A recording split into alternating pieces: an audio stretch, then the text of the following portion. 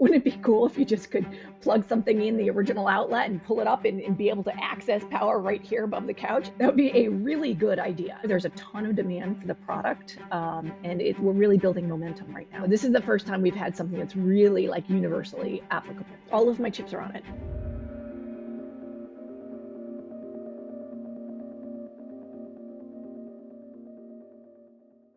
Who hasn't dreamed of inventing a blockbuster product? You know, something tangible, useful, practical. You've seen a problem and you thought, gosh, shouldn't someone have invented a solution for that? Maybe it's me. But then you go about your life and you never get to it. Well, you're about to meet someone who's done a lot more than dream about it. Kate Joint is the founder and CEO of Easy Outlet, a company built around a simple but powerful idea: electrical solutions that actually make everyday life easier. She's a patent holder, an ETL certified entrepreneur. And she came to this work through a background that includes a decade in real estate, enterprise technology sales, and the kind of hard-won cross-industry experience that sharpens your instincts and definitely thickens your skin along the way. The road from concept to marketplace has been anything but a straight line for Kate, but persistence has its rewards. Easy Outlet was recently featured on NBC's Today Show, and Kate has inked a distribution deal with Home Depot, putting her product in front of millions of everyday consumers. I'll bet you're curious what this product is, right? Well, you're going to hear about that too. But listen, none of this came easily, and that's exactly what makes Kate and her story very much worth hearing. Kate Joint, welcome to the bigger stage. Hey, Matt, how are you doing today? I'm great. It's a Friday, and I get to talk to an amazing human being and entrepreneur. So Awesome. I really appreciate you spending a little bit of time. I know you've got a lot on your plate. So listen, I've teased our viewers with, some electrical product, and they're thinking, what the hell is this? And so why don't we just start with, what is the product that we're all Sure. talking about here? Great question. So we have Easy Outlet is an electrical outlet extender. So it helps people access hard to reach outlets, maybe behind a heavy piece of furniture like a couch, a nightstand, or a desk. So this way you can charge your devices without having to crawl under the desk to access that power strip or reach behind the nightstand, pull that couch out. So you just plug Easy Outlet into the original wall outlet behind the couch, say, and you extend it up 22 to 34 inches. And it gives you a new electrical outlet head box to plug into, kind of like a head on top of the ridge of the couch, right? So you can access power more easily. It's got a USB-A, USB-C, so you don't have to go diving for power. I watched the commercial that you guys have with the woman who's, Mhm. her phone dies, Mhm. and it was so relatable. Yeah. Because I literally have the same problem with our sofa. Yeah. You move into like we're in a condo. We didn't commission this condominium to be built. We didn't Yeah. have a contractor and say, move the outlets here and there and everywhere.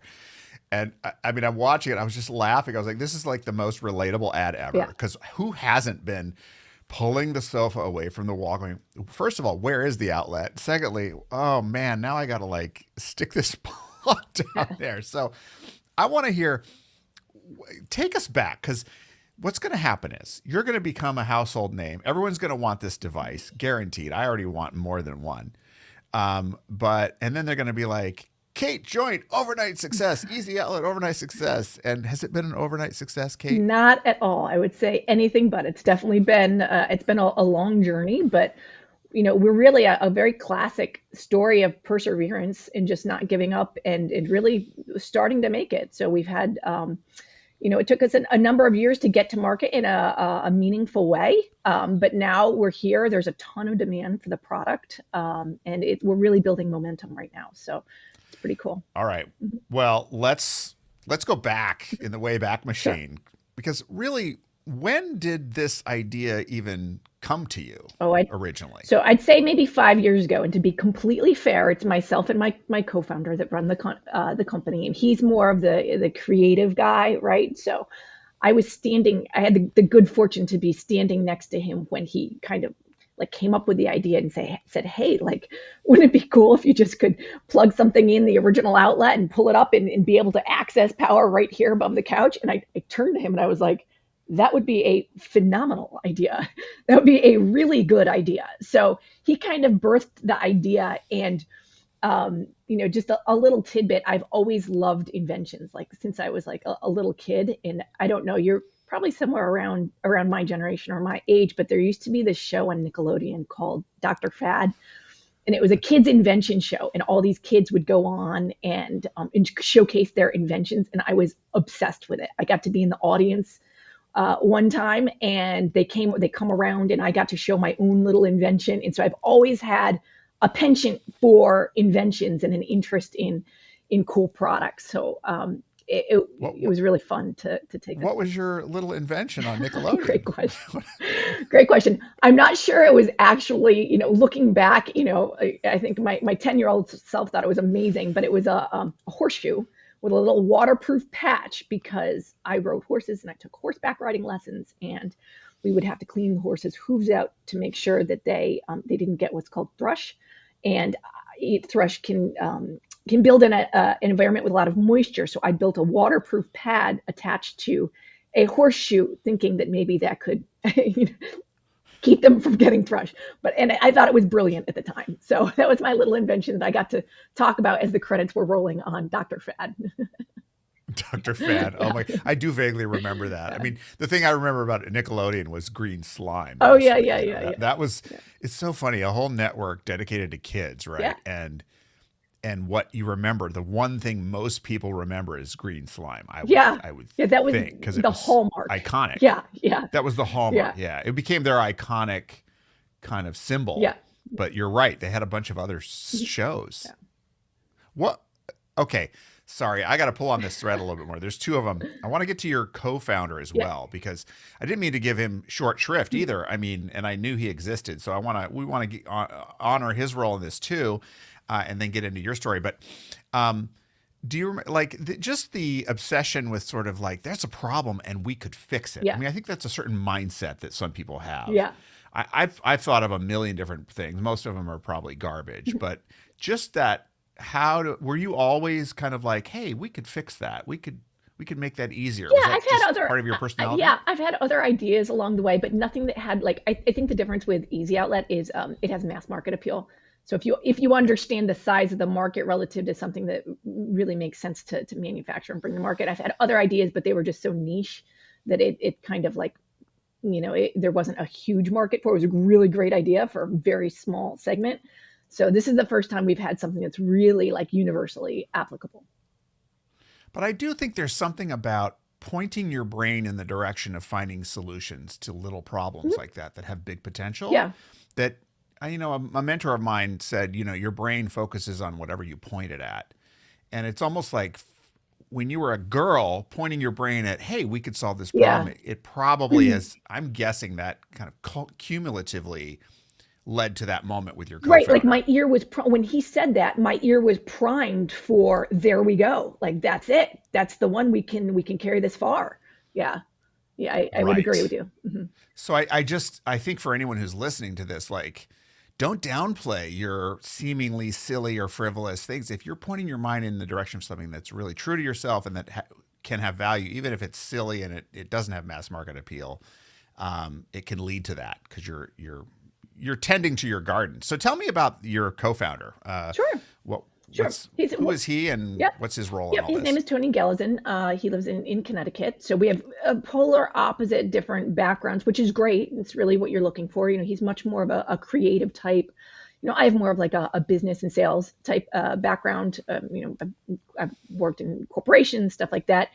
His family runs a building and contracting business, so he's done a lot of project management and stuff like that. So he understands electrical mechanics a little bit more than I would naturally. He has more of a creative mind for, the outcome of a project management type thing. So we're just complete polar opposites like that. And so that's kind of how we've been able to work together and bring two different things to the table. What do you think has been the biggest factor in you two being able to work together through all of these difficulties? What's the dynamic that makes it work?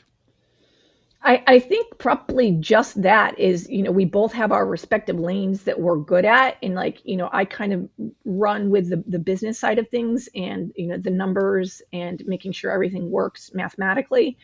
And he really drives the creative. Like he's come out with a couple new products, and I don't have to mess with that. Like I don't have to waste bandwidth on that when I'm really driving the numbers and the sales and all of that kind of stuff. So I think it's that segmentation, the dichotomy of having those two different talents. It's been really helpful. So you've got your clear lanes, and you're really comfortable in those lanes, and you're not trying to, you know, cross over into the other one, is what I'm hearing you Yeah, say. pretty much Okay. exactly. Yeah. Mhm. Now, when you've had disagreements, I used to be in leadership development a different way, and so I worked with leaders who were leadership teams that had big disagreements, Mhm. and sometimes it was very deadly, Mhm. like not literally, but toxic. Mhm. But how do you navigate disagreeing on? You must have some disagreements Yeah, sure. It time to depends time. how big it is or what the topic is. We have some consultants and advisors that we work with, and so when we get to a place that's like just a hard impasse, and we really both think we're right, we generally will just flip over and consult our advisors who have been in consumer products for a significantly long time, and then kind of what they kind of give us their opinion, and then we consider that, and it usually helps us move forward from that. So outsiders and other consultants and people are really key to keeping you straight Yeah, on your path. yeah. I think, Yeah. I mean, if it's something that we both have our own solid opinions on, and sometimes you get to that point where you're at an impasse. You think you're right, they think they're right. You just look for we look for a different opinion from someone who has more experience than we do. Okay. Now, your background, in addition to being a child star on Nickelodeon, a young inventor, a Thomas Edison, Teresa Edison, Kate Edison, from very early age. But your background wasn't in consumer products or construction products or Yeah. electrical. So, give us. But I find there's always a thread, right? You always draw from your learning and whatever you're doing now. So, Sure. tell So us so just a little bit about your background and how that's helping you today, I Yes. guess So is the what I'm. one thing, so I don't have a consumer products background. So that's been a lot of a learning curve. But I do, a lot of my work, as a salesperson, I've done both real estate sales and actually a lot of different types of corporate sales, but you're kind of functioning independently. You're really responsible for your own number and for the money that you're bringing in as a salesperson. And so I have that kind of, I've always had that entrepreneur mindset, right? Like, so that was not a hard change for me. Especially, I'd say, especially when I did real estate, you're really running your own mini business. And so I know that I'm responsible for feeding my face, and you eat what you kill, and you got to bring in the business if you want to get paid, and you have to make sure all of the numbers work. And there's many different pieces. You have to wear many different hats. There's marketing and meetings, and just lots of things to do to make sure that your job stays on the rails. And so that was an easy transition in terms of actually running my own business. The knowledge piece of consumer products was more of a steeper learning curve, and that's where kind of like the consultants that we've leaned on have come in. In hindsight, I'd probably bring them in a little bit sooner. If I probably underestimated the degree of knowledge I would have liked to have up front. We learned a lot along the way. But also, I think I looked back, and I think if I knew, how much I should have known before I started, maybe I wouldn't have started. Right. So, You read my yeah. mind. I was like, there's some things in life that it's better not to know how hard it's Yeah. going to be Yeah. because you'll never do it. Yeah. You know, I mean, how many adventurers have done things and, Right. it's like they just wouldn't have happened. Yeah. So, okay. So here you are. You're Tony, right? Mhm. It's Tony? Correct. Tony. You and Tony. Now, where are you? Let's paint this picture. Where are you when Tony says, hey, wouldn't it be great if we had this, Uh, outlet extender? we were in Connecticut at someone's house. He was a friend. He was a friend in my friend group, and he just Yeah. kind of looked over and just like made that comment. And I was like, that. And he's also had, so to be fair, he's had a couple of other ideas that he's worked on. He's maybe you could call him a serial inventor. He's had some other things he's tried to bring to market, and so he had the same experience where his previous ideas maybe didn't have a huge mass market appeal or didn't work for whatever reason. But that was a common thread of, between us and our friendship was just that, that ideas and inventions and stuff like that. And so, Yeah. yeah, we were So in you Connecticut. instantly were like, "Oh my God, That's yes," it. which I think anyone who's lived in this world would have at least had a positive reaction, but you had a little bit more than positive. What Yeah, happened after that? How did you know? How did it get started as a going concern from that sure. point? I wouldn't, I'm not going to lie and say that we immediately jumped on it and then we kind of were like, how about that idea, you should work on that. Or maybe let's get a little, let's call someone and see if we can get some, a little prototype made or some, let's start with drawings. So he had someone that he knew, and we started off with just getting like a simple sketch of it. And then we had like a 3D printed version without the technical pieces in it printed off so we could kind of mess with it. And then, and we also at the same time we're just kind of, casually talking to people we know, like, hey, what about, and people are like, oh yeah, that's a good idea. That's pretty cool. I like it. So we got kind of a lot of positive encouragement there. When we really set things in motion were probably when we hired an engineering team to build it out and to make sure that it's, built correctly, all the internal components and stuff like that. So, So a prototype, is that what you would yeah, call that, or yeah, there were a two different proof of concept? stages of prototype. One was just the plastic 3D printed. Here, this is what it looks like with no guts in it, no mechanicals, nothing like that. And then we went to a more sophisticated electrical engineering team who put together like the actual layout of the schematic of the PCB board and with the USBs and stuff like that. So How did you find those people and decide they were the right ones? Because it seems like those types of people are could be critical yeah, in you kind of going off the rails earlier or succeeding. yeah, I did Like, a lot of research. So I tend when I have no idea what I'm doing, I tend to interview a lot of people until you learn so much through those interviews that you can start to identify, oh, this person has this quality, this person doesn't have this quality, this is a good fit, this is not a good fit. So, for example, when I was choosing a 3PL warehouse, which I knew nothing about before I did it, I think I interviewed 15 different warehouses, and I got a sorry, great warehouse. 3PL. Yeah, sorry. 3PL is the warehouse partner that sends out my shipments for like drop shipping, and they process all my orders. So my inventory stays in their warehouse, and then it's just a portion. I don't own the warehouse. I just pay them to use a portion of the space, and they send Yeah, out all it's my orders. Yeah.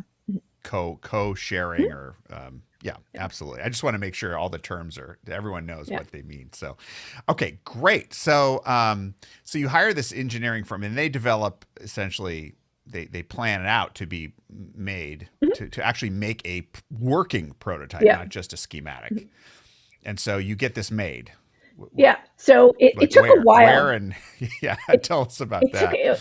it took us a while to get. Oh my God, they were. It definitely took. It was a lengthy process to get this designed, but I think part of the thing was that we came into this as just like two individuals. We weren't engaging with these people as like a lot of these engineering teams engage with corporations, and they have multiple products on that they already have in the marketplace and stuff like that. So we're just coming in as this like one little one-off person with an idea. So it took them a while to kind of get our project done, a little longer than I would have liked.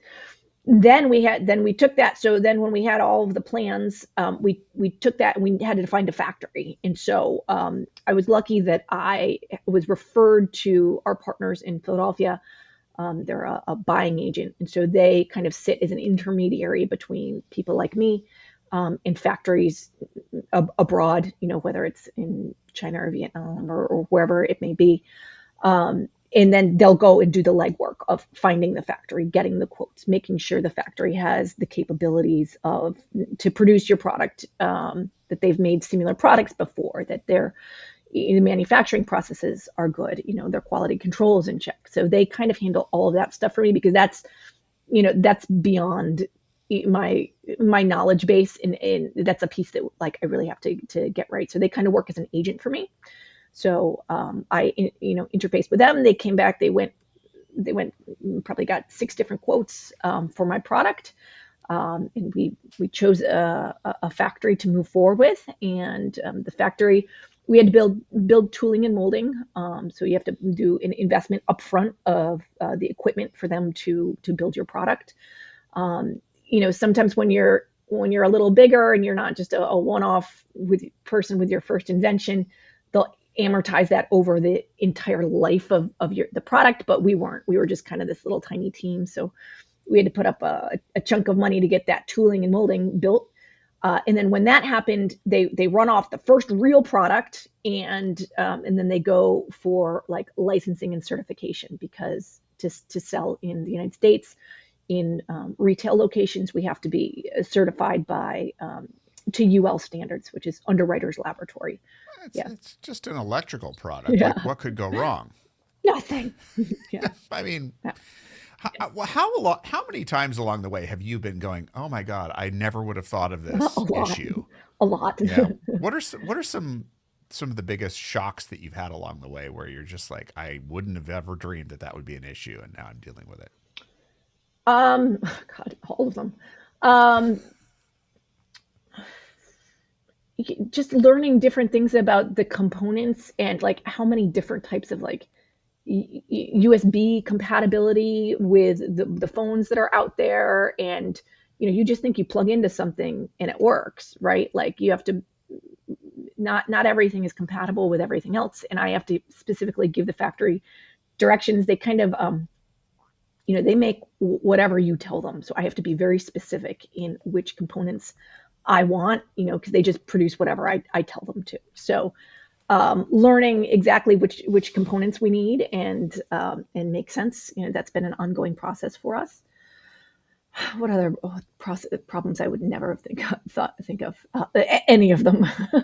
Just all of it. Yeah, yeah. Because if I thought about it up front, it wouldn't have been a problem. I would have troubleshot shot in advance. So Right. yeah, Right. So part of this, journey is really accepting the reality that you're going to be stepping into vast areas of darkness, of unknown. yeah, right. And you have to have enough trust that The you're going to figure it out, and that there's, if you can't figure it out, there are people who already know or who can help you Yeah, and figure I it can out, find the people who and can you can help me. find them. Exactly. So that's, I guess, the confidence that you have to kind of go through the project with, is that you have no idea what challenges are going to arise, but you have to be confident enough in yourself that you can find that person who can help you answer those questions, and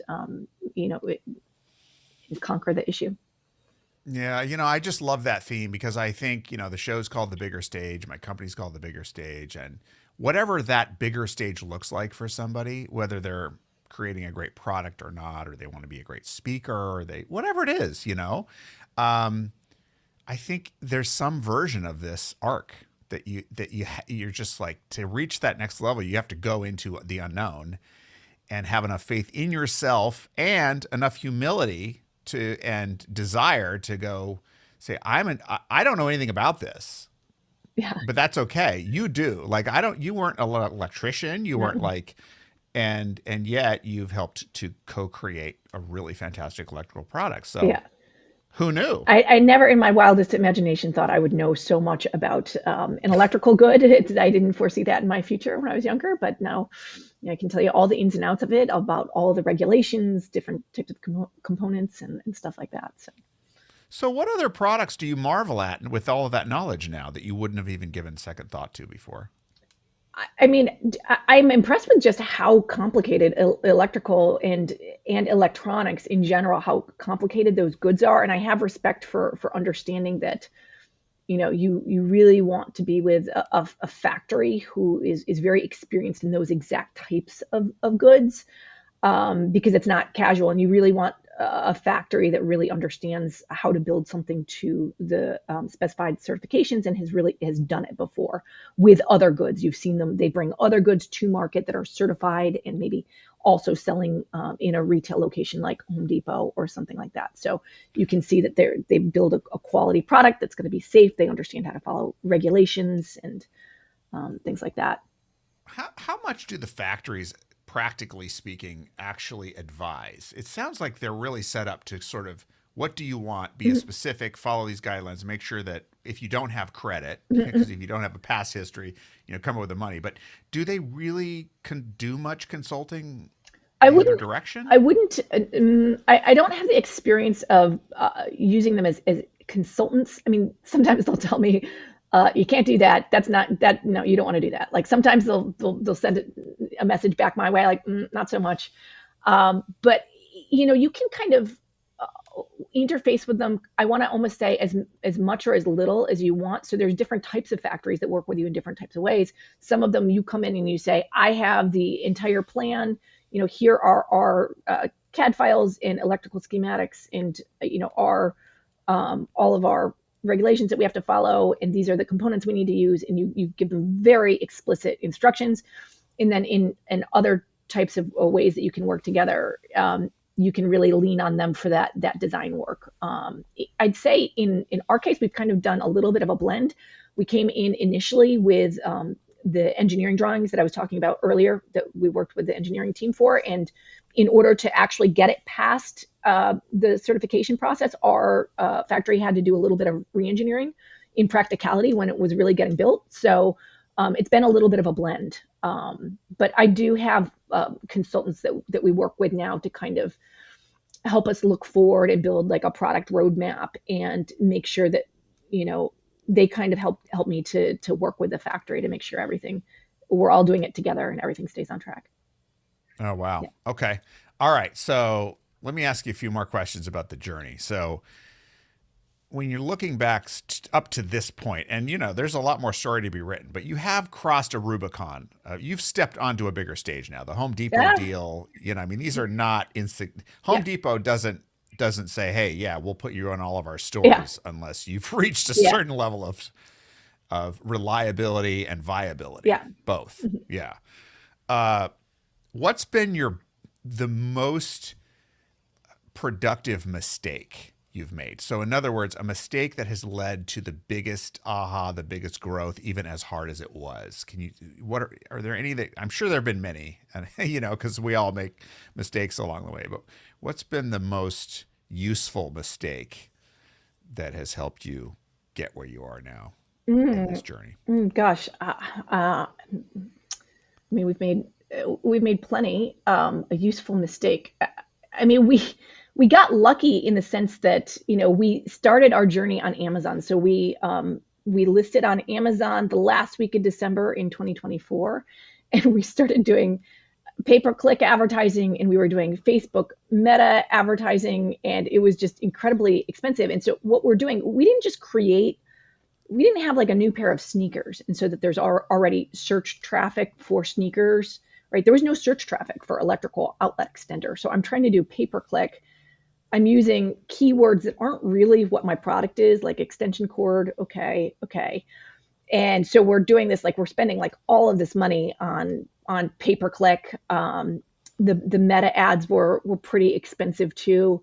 And then so we'd kind of like teetered along like that, being like, look, we got 25 sales on Amazon today. Like, oh my goodness. Okay, great. 25.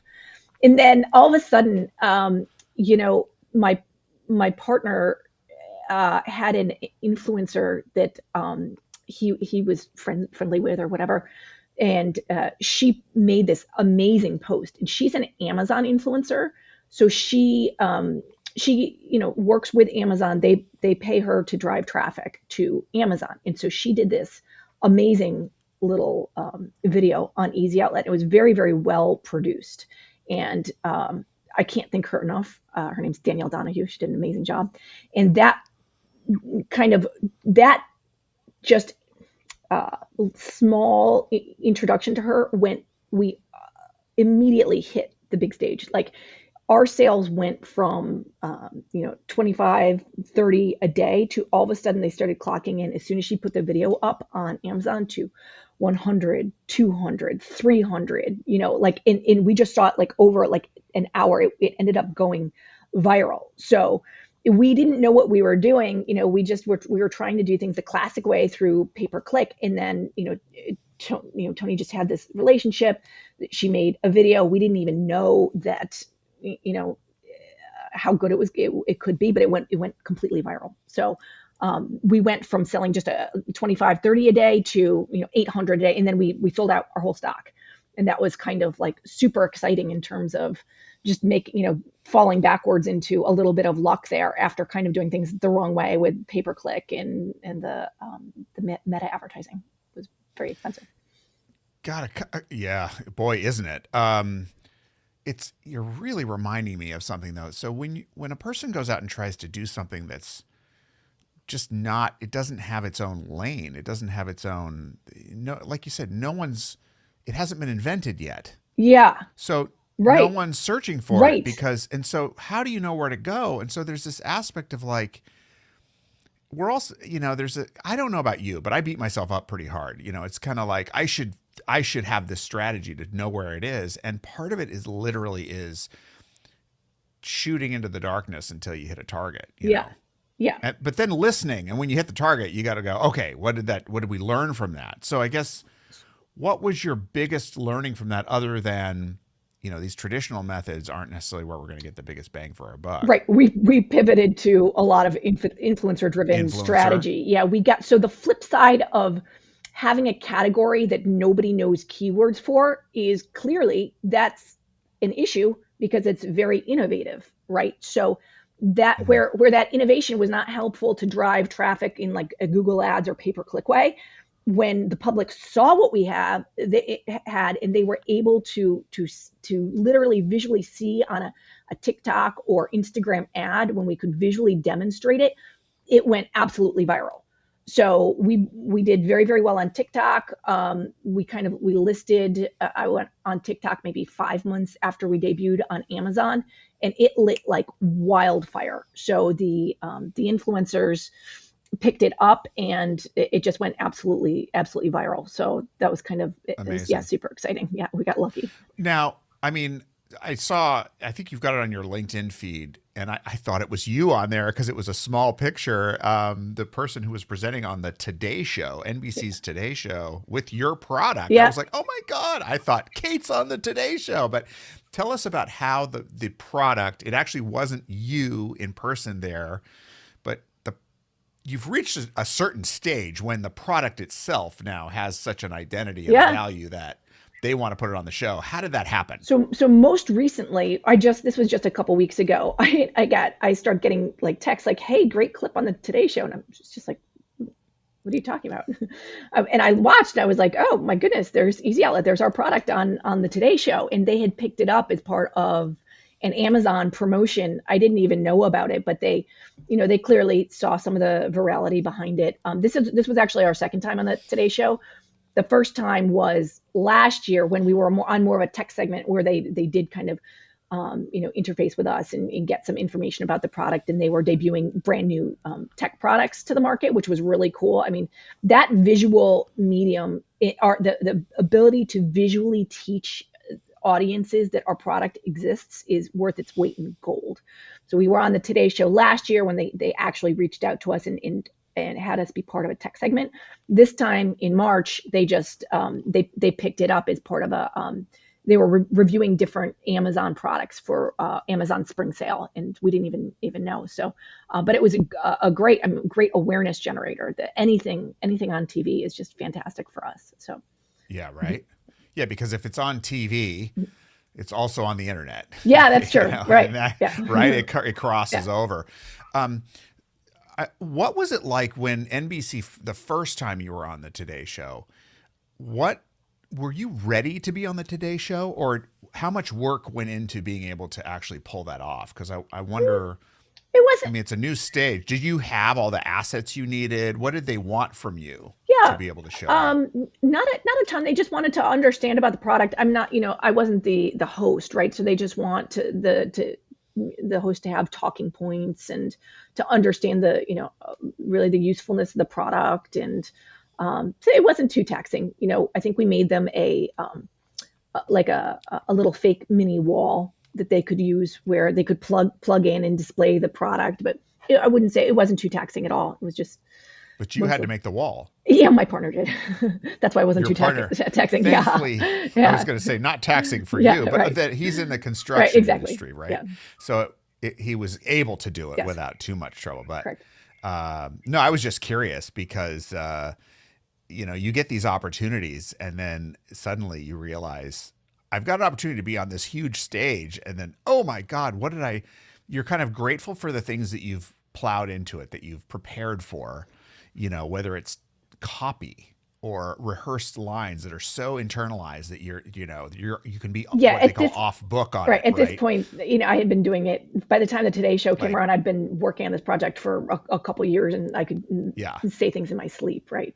So it yeah. wasn't too hard So for there me was then. just no issue there. I think that's a really critical point, though. Preparing for the bigger stage, you cannot control when it happens, Yeah, but you can be ready when it yeah, happens. So you're not scrambling and going, "Gosh, I don't even know how to talk about my own service, yeah. No, I product, know all brand." the ins and outs of it. Yeah, There was no issue there. So yeah, yeah, and that always comes off way more authentic. Okay, so you've gotten that, and then Amazon now, then you get people talking about you, and you don't even know it. Then yeah, that's the next level, yeah. right? The buzz, if you will. Yeah, I've recently I've been out to some Home Depots because our product has started getting delivered, and I've been speaking with customers and some of the store associates, and I've been really pleased to see that there's some awareness of the product out there, right? So, because it's interesting to me to see how many people know that the product exists already. So that was pretty cool, and that I attribute that a lot to TikTok. We were so viral on TikTok that we made TikTok's top 20 home improvement products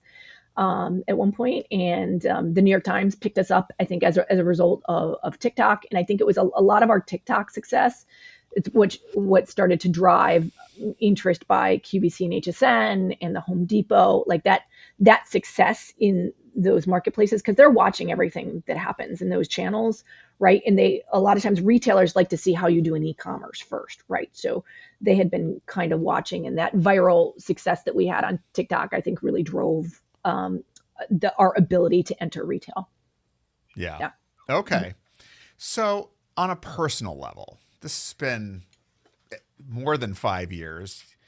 You must have had some moments where, you were just like, this might be dead. I mean, Oh, I have to yeah. think. Yeah. In fact, Yeah. so a considerable time frame. I was pretty sad about it. We had so when we approached the certification bodies with Easy Outlet, they were kind of like, oh, well, we don't have standards written. Like they do everything. They judge the products that they're reviewing by a set of very lengthy written standards, and they were kind of like, well, we've never seen power that comes directly out of the wall and up the wall before, and we're not really sure how we want to evaluate this. And so they tossed it back and forth. They made us go through an entire um, set of testing requirements, which is pretty grueling. I mean, they're not messing around. When you pass that kind of testing, you really have a safe product. So they really put you through the ringer in terms of what they expect of the product. And so we went through all of these testing protocols, and it took like, they wanted a couple changes at first. It's a brand new product. That's fine. We'd make a little bit of changes and then send it back through. And it took maybe 6 months or so to do that. And we got to the very end, and we were like, yay, we passed now. God, we really want to get to market. And they come back and they said, we're so sorry. We've decided that you need to do all of the testing again because we actually want you to be judged by a different standard that we have written. So they kind of like tossed it back and forth, not really sure how to deal with the product because they'd never seen wall power before. So that was a really, I think that process of kind of going through that testing, and then them kind of changing the goalpost on us a little bit, led to some really lengthy delays. And we were a little worried that maybe it wouldn't work out. Were they going to find a testing standard that was acceptable for us? So luckily we made it, but there was definitely a stretch there where I was concerned that maybe they just weren't going to find a testing standard for us. So they did. Thank you. And that would have been the equivalent of a death knell Yeah, to yeah, the absolutely. product, Well, essentially. so the way it works is if you want to be in retail, if you want to be with a company like Lowe's or Home Depot or QVC or Target, they're going to require that you have these certifications. If you want to be on a marketplace like Amazon or I think Walmart.com is the same way, they're a little bit more loose in their regulations. They don't police whether you have the proper certifications or not. So it's really for us about number one, we're not going to make a product. We want the confidence in understanding that this has been a certified product that we're bringing to market. We see ourselves as we will be the leaders and the premium product in the market as we go forward, and we want to make sure that we're bringing something safe to market. So that's paramount for us to have that safety certification. But also, we see retail as kind of our, where we're going to be really valuable, and the retailers require it. So for us, it was a must. You Yeah. got copycats already? Yeah. Oh, for sure. Right. It happened right away. Luckily, we have some patents that protect us, but there's some copycats that have been on like Amazon and stuff like that. They, from what I've seen so far, those products, they could not be sold in retail because of the construction of them, because they don't pass these same testing standards that we have. So Amazon allows them on there. They don't have to prove to Amazon that they have these tests. So they can, I feel bad for the consumer, because the consumer doesn't know this. The consumer doesn't know that they've got a shot of going on Amazon and buying a product that is maybe not certified for electrical safety in your home, right? So, but you can be guaranteed, if you go to a retailer like the Home Depot or one of these brick and mortar stores, that they're not just a marketplace. Like a marketplace brings buyers and sellers together. That's what Amazon considers themselves, is just a facilitator of buyers and sellers. Whereas the Home Depot, reviews your certifications and wants to make sure that the products that they're selling in Home Depot are all safety certified. Uh, Yeah. to torture the metaphor, I guess the stage matters, Yeah. you know? The Like, stage and matters. Amazon truly is a jungle. Yeah. Yeah, it is. It's been really interesting. So because they let these copycat players on who aren't certified, it's more challenging for us to sell there, because we're a premium product, and so our pricing is premium comparatively. But again, it's hard to convey that to the consumer. We drive traffic to Amazon, and um, sometimes that consumer can see this lower priced competitor and they say, well, why don't I just buy this lower priced item right here? Why spend the money to buy Easy Outlet? And the reason is because we passed all these safety certifications, which we try to message that a little bit. But the average consumer, I don't think, understands that they could be buying something that hasn't passed safety certification. I think you're going to need to trademark the real Easy Outlet. Yeah, yeah, exactly. The original Yeah, Easy yeah, Outlet, like yeah. The not the real fake one. Easy, Yeah, the real one. yeah, Yeah. Because I think once people think about, the danger of electrical, I mean, if you've got this thing in your bedroom, in your living room, up against furniture and things, you want to know that it's the right one and not mhm, one that's going to light your sofa yeah, on fire. exactly. Mhm. Yeah. By the way, I'm getting one from our bedroom, just so Awesome. you know. That's what And I. I'm not going to buy one of those Yeah, imposters.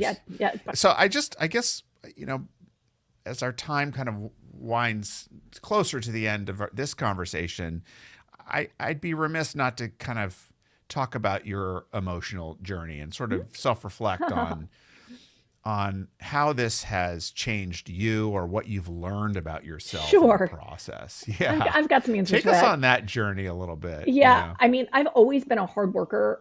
I grew up as a kid. I rode horses, right? So if you're into the equestrian world, it's very labor intensive. Like I've worked hard physically, right? Taking care of horses is a big job, and so I've since a very young age, I did that. Starting when I was like 13 or 14 years old, and so from a very young age, I've been a very hard worker, and I've also had pretty big goals. Like I always wanted to accomplish stuff and um, be successful enough to actually have my own horses and horse farm and stuff like that. So I've always been super motivated. And so one of the things that I've learned in this journey is that I've got the work ethic. I've got a 9.5 work ethic, which is like, totally, you need it, right? You've got to dig in as a founder.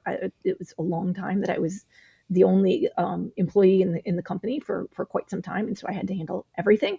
So I've got this amazing work ethic, right? I definitely give myself credit for that.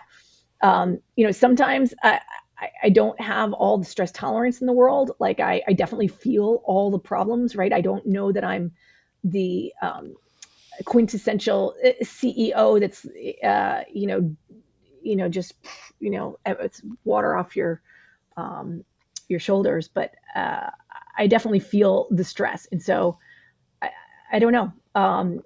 Yeah, I think doing it a second time, if I go back and do it again, I think it'll be a much easier journey. I really understand the perspective of like being a second time founder and how valuable that is, because I think it's going to be, you're just so much more knowledgeable. I'm always right as a first time founder going through this. Each step is new to me. Each thing I do is new, and your business changes so much. So you're I'm always seeing things that I haven't done before, like my entry into e-commerce. I hadn't done anything in e-commerce before. Now I'm entering retail. I haven't done anything in retail before. So each challenge is brand new and comes with a whole set. Like there's tons of things that I didn't expect. It comes with a whole bunch of stressors, just trying to learn and figure out, and to learn quickly enough to stay ahead of any of the problems that you might have, um, and to mitigate the ones that you do, right? So it's stressful, and I feel it. Like I'm definitely, I'm not superhuman in that regard, but I definitely would look forward to a second project, because I think I would go back through each one of these channels, and I have so much more knowledge and so much more understanding. I think that it would be, it wouldn't be nearly as much stress on me to make sure just everything, because you're vulnerable. You're so vulnerable. Your business is so fragile for so long, right? And so I'm always just protecting this little glass bubble of a business until it gets strong enough to withstand, challenges, right? So, but And you've put, most founders have put all their chips on it. yes, all of my chips are on it. So You're there, just, that moment when you're like, I'm all in. yeah, yeah. This better work. Yeah, I think people don't realize how easy it is to lose all your money. It's one wrong move and it can wipe you out. And so you have to be hyper vigilant, which it's not great on the nervous system, but you know we've I don't made know about you, Kate. I mean, I'm it. building a business right now, a new one, and I'm like, and my doctor's like, you really just need to reduce your stress. Some of the issues you're having are, and I'm like, cortisol, and I'm like, wow, wow, wow, wow, Yeah, wow. I'll say that on the other end. It's just not realistic. I yeah, mean, right, and by the exactly, way, right. I don't know about this CEO that is water off the duck's back, like, like nothing bothers them. I don't, is that, I'm not criticizing. I'm just saying I've had that perception too. Like, Yeah, why can't I be stoic and, yeah, and nothing? And yeah, I don't know that it works that way for most people. yeah. I have a feeling, what you show on the outside is one thing, Mhm. but the internal journey, and now I'm talking to people on this show a Yeah, lot, and everybody goes through, there's some version of like waking up in the middle of the night going, yeah. I've been there. Yeah, yeah, yeah. And that is, you put it so beautifully, like I've never heard it before. The glass bubble. yeah, That was some beautiful, I could really visualize it and I really relate to it. yeah. So, Very all fair. right. So now, Kate, you're standing on a stage. You've got a room full of very, young, like 20 something people who know that they have an entrepreneurial mindset. Maybe they're working in their first job after college, but they are wanting to do what you're doing now, whether it's a product or not. They have a big idea. Yeah. Um, what are your top three pieces of advice for them at this stage? What would you recommend they do to set them up for success? Mm. I mean, it's like on parallel tracks, I want to say, on the one hand, I want to say do it, because I so understand the value of, I'm really in a place where I understand the value of failure and just going through the process. And I really see how investors love a founder who's failed, no problem, because you're not going to make those mistakes again. So like you really want to encourage young people to get out there and to really try. And it really, really is, on one hand, it's okay to fail, because then if you're young, the knowledge that you learn is, that's that's your win. You can carry that forward. So I would really say go and do it. Well, at the same time, you want to be as thoughtful as possible about what you are doing, and research. You want to have done your research and make sure that you're careful with your money, I've had different people come to me and ask me about ideas now that I'm at a point where I've gotten my idea, into a major retailer. I have some other people that are approaching me, and I've seen some of them, and I see where they can get totally ripped off, but they don't understand it. Like maybe their idea isn't unique enough. So I'm fearful for people who have ideas that might be really cool, but they're easy to copy and they can't get enough protection.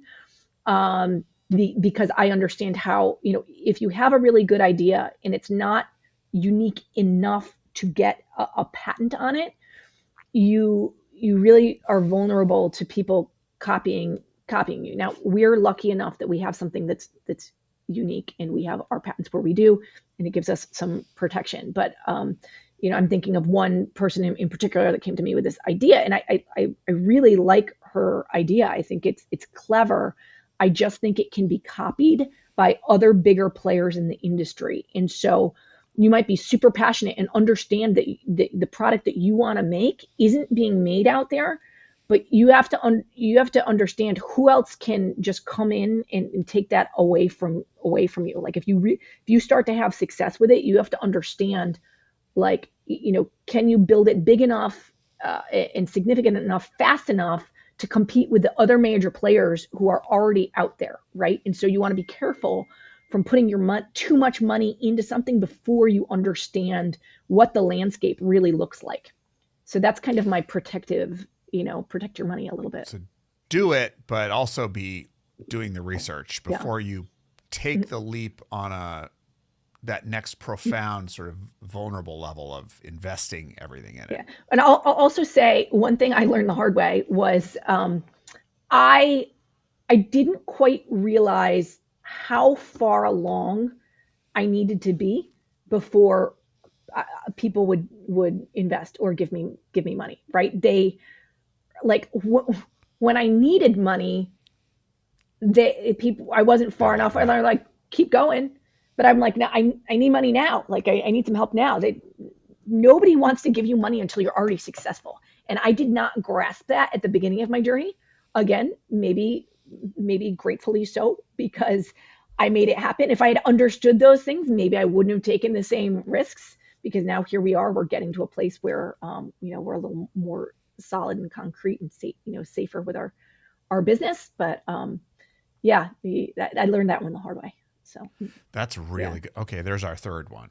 That's really good yeah, advice. yeah. So whether you're a future entrepreneur, a young entrepreneur, or even a seasoned one, it's good advice for everybody. And Kate, what an absolute joy to connect with you. As we wrap up, just give us a little bit of headlines. What are we going to be looking forward to seeing from Kate and from Easy Outlet? Oh, well, great question, Matt. So we've got a new SKU coming out that we're so excited about. You'll be able to look for that at the Home Depot. So we've got kind of a next step to Easy Outlet. I'm not going to give away what it is. I'm going to let people find out when it comes out. But we are expanding our line, and I'm really excited about some of the roadmap items that we have, and really making this not just a one product, one hit wonder, but making it a company. And so we do have some new SKUs coming out, which are pretty exciting. Oh, you're Yeah. such a tease. Okay, I guess we'll have to wait. We'll have to wait. The We'll be copycats, scouring. Matt. You have to. Yeah, I can't have I any know, copycats right? hearing this. Yeah, There are yeah, copycats. Maybe you should name your next yeah, product the Easy Outlet Copy, the, yeah, the Easy Copycat, yeah, yeah. Okay, so you got that. And what about you personally? Like, are you still doing horses? Mhm. Like, what are So you excited good about with this question. So next that's, I chapter? mean, that's like the love. That's the driving force of my life. I mean, I love my riding and my horses and stuff like that. So I do. Really, the only time I carve out for myself is I do get to the barn a couple times a week, and I ride a horse. Like first thing in the morning, I go right when I get up, I go ride, and then I come back and I'm in my office working from the second I get back till 10:30 at night. So And how many great ideas have you had riding the horses? maybe not as many, because the thing about riding is that it takes my attention away from everything else I'm doing, and I focus only on that. That's So it's probably. meditative. Yeah. It like, I get a reprieve from anything else that's going on in my life, and because I'm hyper focused on what I'm doing during my ride and the horse and all of that stuff. And that Yeah. So what it does is it makes space for Yeah. you to have those thoughts later. Yeah. Yeah. It really sounds like there's a I think meditative you could call it quality that. to That's it. fair. Yeah.